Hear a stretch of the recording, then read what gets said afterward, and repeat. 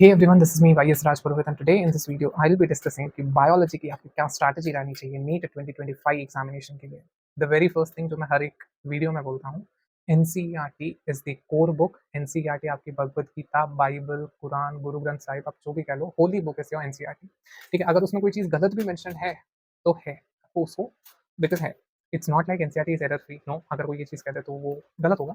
अगर error free होता तो आज तक उसमें, हाँ ठीक है, करेक्शंस नहीं होते हैं। Okay, let's begin with the video. Biology के लिए क्या स्ट्रैटेजी होनी चाहिए? एक ही स्ट्रैटेजी है, एनसीईआरटी की हर लाइन आपको याद होनी चाहिए। ठीक है, अब नेक्स्ट थिंग कि याद कैसे करें। याद कैसे करें, वो एक ही तरीका है, कंसिस्टेंट होकर आप जितना ज़्यादा रिवाइज करोगे उतनी ज़्यादा चीज़ें आपके दिमाग में आएंगी। ओके, अब दूसरी चीज़ कि कहीं-कहीं पे बच्चों को ये रहता है, for example if I pick up the evolution chapter, तो एवोल्यूशन चैप्टर में जो आपके पास में वो जो डायग्राम्स दे रखे हैं, सिनोज़ोइक एरा वगैरह, सो वो वाले जो टाइम गैप्स वाले जो डायग्राम्स हैं, अब उनको लेकर बच्चों को अनसर्टेनिटी ये रहती है, एस्पिरेंट्स के दिमाग में ये रहता है कि हमें उन डायग्राम्स को याद करना है। The thing is yes, you are supposed to do it, you are supposed to do it, because उनसे ऐसे-ऐसे क्वेश्चंस बनाए जा सकते हैं जहाँ पे वो वो सेक्शन है जहाँ से 360 या 180 जो है वो स्टूडेंट का कट ऑफ किया जाता है। वहाँ से स्टूडेंट को आप 180 और 180 स्कोर करने से रोक सकते हो। वो अब आप बोलोगे हमें तो 180 और 180 स्कोर ही नहीं करना। बहुत से जन ऐसे हैं, नो डाउट, नहीं करना। बट उतना तो करना है जिससे आपकी सीट सिक्योर हो जाए गवर्नमेंट मेडिकल कॉलेज में। सो उस चीज़ के लिए आपको ये करना पड़ेगा। Things are difficult. उसको याद करने में इनिशियली देखोगे तो ये लगेगा कि ये क्यों है? ये क्या है? क्या इसको पढ़ना ज़रूरी है? इसके बिना क्या हो नहीं सकता? But believe me, trust me, अगर आप उसको 5 बार कर लेते हो, तो वो अच्छे से दिमाग में बैठ जाता है। निमोनिक्स अवेलेबल है यूट्यूब पे, मेरे यूट्यूब चैनल पे नहीं है बट हाँ, है, वीडियोज़ अवेलेबल है निमोनिक्स के। तो आप निमोनिक्स को यूज़ कीजिए, आप खुद का निमोनिक बनाइए, कुछ भी कीजिए बट उन चीज़ों को प्लीज़ आप लेफ्ट आउट ना करें। अब जैसे फॉर एग्ज़ाम्पल, हाँ, जो ह्यूमन एवोल्यूशन है उसके अंदर और जो सीलोकेंथ वगैरह जो टाइम्स गैप्स दे रखे हैं कि कौन कब आया था, इक्थियोप्स कब आया था, ठीक है? कौन से ईयर में डिस्कवरी हुई थी, तो वो चीज़ें आपको पता होनी चाहिए। ऑस्ट्रेलोपिथेकस, रामापिथेकस, ब्रायोपिथेकस, ठीक है? होमो हैबिलिस वगैरह, ये सारी चीज़ें आपको याद होनी चाहिए and that is must, you must remember it. उसी ऑर्डर में मैंने इस पे स्ट्रेस आउट इसलिए किया बिकॉज़ यहाँ से क्वेश्चन बहुत अच्छा बन सकता है। एंड सेकेंडली बायोलॉजी के लिए मैं जो चीज़ कहना चाहूँगा, अटमोस्ट इम्पोर्टेंट थिंग इज़ आप सबसे बड़ी गलती जहाँ पे आपके 360 ऑन 360 रुक सकता है, दैट इज़ आप जब सब्जेक्ट्स की, आप जो है चैप्टर्स की समरी नहीं पढ़ रहे हो।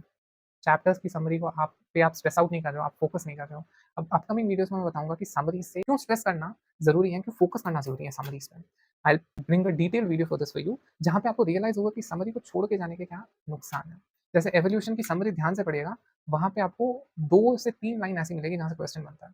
जो हार्मोन्स वाला चैप्टर है, केमिकल कंट्रोल एंड कोऑर्डिनेशन, वहाँ पे अगर आप देखोगे तो वहाँ पे भी आप समरी पढ़ोगे, टेस्टिस और टेस्टोस्टेरोन से रिलेटेड कुछ लाइन्स लिखी हुई है। ठीक है? तो वहाँ से भी आपका एक 2016 के अंदर आपका एक क्वेश्चन आ चुका है। उसी के बाद में लोगों को रियलाइज़ हुआ कि ये क्वेश्चन तो एनसीईआरटी से ही है। फिर देखा गया तो पता चला कि ये समरी से है, जो कि बहुत सारे एस्पिरेंट्स नहीं पढ़ते हैं। ठीक है? So this is another one more important thing. Summaries are must, so please go through the summaries in detail. बहुत बार पढ़िए और इंपॉर्टेंट पॉइंट्स को हाइलाइट कर दीजिए समरी के, ठीक है? बाकी एनसीईआरटी में अब डेटा याद रखना है। फॉर एग्जांपल बायोमोलिक्यूल्स हैं। बायोमोलिक्यूल्स में जो आपका ग्लूकोज़, ब्लड ग्लूकोज़ है, वो आई थिंक सो मॉडिफाई कर दिया गया। पहले कुछ और वैल्यूज़ थी और अब उसको चेंज कर दिया गया। So now when the values has been changed, you are supposed to remember even that, and you are supposed to follow the latest NCERT. Again and again, I'm stressing it for all the 3 subjects. Let it be physics, let it be chemistry, let it be biology. कोई भी subject हो, आपको तीनों के तीनों subject में आपको latest NCERT, latest edition ही follow करना है। आपका ओल्ड एडिशन फॉलो मत करिएगा। एक बिकॉज़ एक क्वेश्चन गया, आप गलत होने से आपके 5 मार्क्स लैग कर जाएँगे। And what if you might be, I don't hope so, I don't pray, but what if you are at the border line? फिर वो चीज़ बहुत ज़्यादा क्रूशियल हो जाएगी आपके सिलेक्शन को लेके। तो इसलिए कोई भी मिस्टेक हमें, कोई भी गलती हमें ऐसी नहीं दोहरानी है जिससे हमारा सिलेक्शन रुके, ठीक है? हमें चीज़ें ऐसी करनी है जो हमें एट द एंड 5 मंथ्स के बाद में हमें हमारा ड्रीम कॉलेज, आपको आपका ड्रीम कॉलेज दिलवा रही होंगी। आई ऑलवेज़ से हमें, because I include myself with you, वो मेरी आदत है। Let's see what happens. And और कोई भी डाउट हो तो आप प्लीज़ पिंग कर दीजिएगा। नेक्स्ट अब आते हैं एग्ज़ाम्पल्स में, because biology you have a bundles of example, ठीक है? आपके पास में बंडल्स ऑफ एग्ज़ाम्पल्स अवेलेबल हैं, तो अब ऑब्वियस सी बात है कि आपके दिमाग में ये अनसर्टेनिटी तो रहेगी ही रहेगी कि उन एग्ज़ाम्पल्स को लेके हम क्या करें? एक ही चीज़ है, एग्ज़ाम्पल्स के निमोनिक्स बना दो। नाउ इसके बाद में एक और चीज़ आती है कि निमोनिक्स बना दो। हम बनाएँ या जो यूट्यूब पे अवेलेबल है, वो उठाएँ। तो इसमें मैं ये चीज़ कहूँगा कि अगर आप रटने में अच्छे हो, ठीक है? तो पहली बात तो निमोनिक अगर रटने में अच्छे होते हैं तब तो निमोनिक्स की ज़रूरत ही नहीं पड़ती। लेकिन चलो कोई नहीं। लेकिन फिर भी ये है कि अगर आपका दिमाग नहीं चल रहा कि भई मेरे से तो बन नहीं रहा है। So in that case scenario I will suggest you go for recording. मतलब जो रिकॉर्डेड अवेलेबल है आपके पास में यूट्यूब पे वगैरह रेडीली अवेलेबल है, उसको कर लीजिए use and then you do it.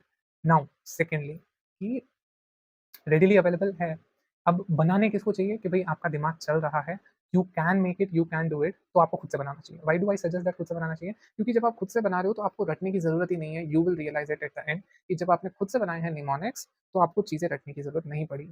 आपके पास में चीज़ें अपने आप अवेलेबल थी, यू वो ऐसे ही याद हो गई आपको क्योंकि आपने खुद ने बनाई थी ना उस चीज़ को। हाँ, so this will be my honest advice to each and every NEET 2025 aspirant कि आप अगर खुद से ही बना रहे हैं तो that will be well and good for you, उससे बेटर और चीज़ हो नहीं सकती, ठीक है? हाँ, थिर्डली क्या डायग्राम्स इंपॉर्टेंट है? येस, डायग्राम्स इंपॉर्टेंट है, डायग्राम्स की लेबलिंग इंपॉर्टेंट है बिकॉज़ अगर मैं बात करूँ मॉर्फोलॉजी वाले चैप्टर तो मॉर्फोलॉजी में आपके पास में जो सुपीरियर ओवरी, इंफीरियर ओवरी है, उनके डायग्राम्स आए थे इस बार। The diagrams were presented in the question paper and they asked it that these ovaries belong to which particular flower or which particular fruits, okay? So hypogynous, epigynous, तो उस case में आपको याद होनी चाहिए और आई थिंक सो कुछ-कुछ ovaries, कुछ-कुछ कंडीशंस जो हैं हाइपोगाइनस, एपिगाइनस एंड पेरिगाइनस, तो उसमें कुछ-कुछ कंडीशंस में आपके पास में 2 डायग्राम्स भी अवेलेबल है, तो वो दोनों आपको आने चाहिए। आइडेंटिफाई करना that what particular style is that. यार मैं बता रहा हूँ, वो जो 3 आवर्स होने वाले हैं, 3 आवर 20 मिनट्स जो होने वाले हैं आपके, उसमें दिमाग काम करना बंद कर देता है बिकॉज़ चीज़ें सही नहीं होती, उससे पहले इन्विजिलेशंस वगैरह जो भी इन्विजिलेटर्स आते हैं, आप सेंटर पे बहुत आपको टाइम पे पहुँचना होता है, चीज़ें कुछ भी बिगड़ सकती है। So give your best and at least preparation side से आप अपना बेस्ट देखें। आप मतलब इस तरीके से बने रहें कि नीट एग्ज़ामिनेशन वाले दिन अगर कोई ऑब्स्टेकल आ भी जाता है, if not, I don't wish so, I don't hope so, but कुछ भी गलत हो जाता है, तो आप प्लीज़, प्लीज़, प्लीज़ पैनिक नहीं करें।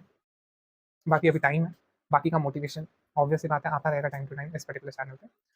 कोई भी डाउट हो, कोई भी आपकी क्वेरी हो, please put it in the comment section. I will try my best to answer it ASAP as soon as possible. अगर मेरा कंटेंट पसंद आ रहा है, so in that case scenario, please don't mind and don't regret to like, share and subscribe my YouTube channel. Till my next video, stay consistent, be focused, and nothing can stop you from achieving your goal except you. Only one thing that can stop is you yourself. Don't let yourself ruin your goal, ruin your target, ruin your schedule. Be focused, be consistent, and definitely, surely, you'll be achieving your goal. So, I won't take much of your time. Bye bye. Take care. Let's meet in the next video.